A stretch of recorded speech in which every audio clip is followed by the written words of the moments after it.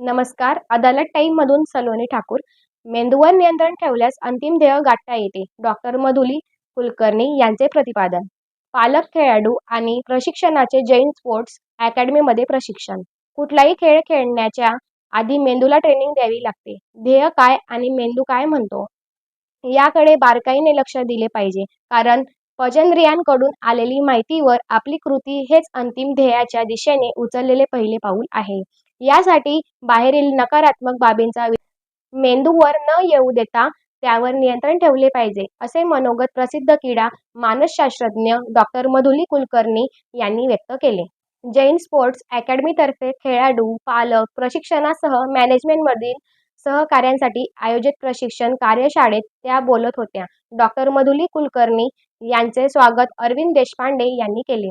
अनुभूती स्कूलच्या योग शिक्षिका स्मिता बुरुकुल यांचा सुद्धा विशेष सत्कार करण्यात आला. डॉ. मधुली कुलकर्णी यांची बहीण कल्याणी खोडके यांचे स्वागत रवींद्र धर्माधिकारी यांनी केले.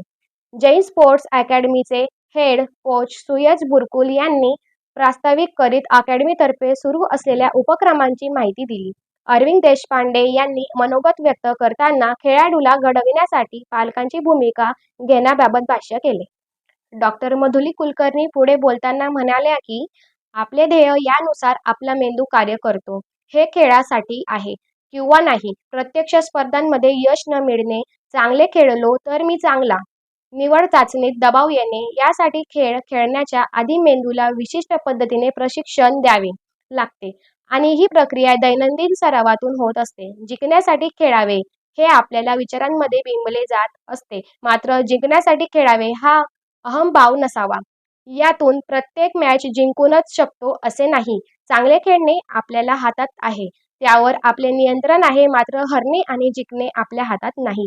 तुलनात्मक विचार टाळावे, एकमेकांसाठी स्पर्धा करणे टाळावे.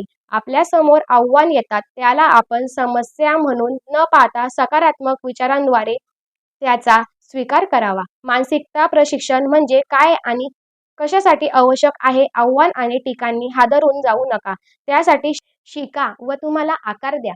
सर्वात शक्तिशाली स्नायू मनाला बनवा, असे आवाहनही त्यांनी केले. याचबरोबर आजचे बातमीपत्रक संपले.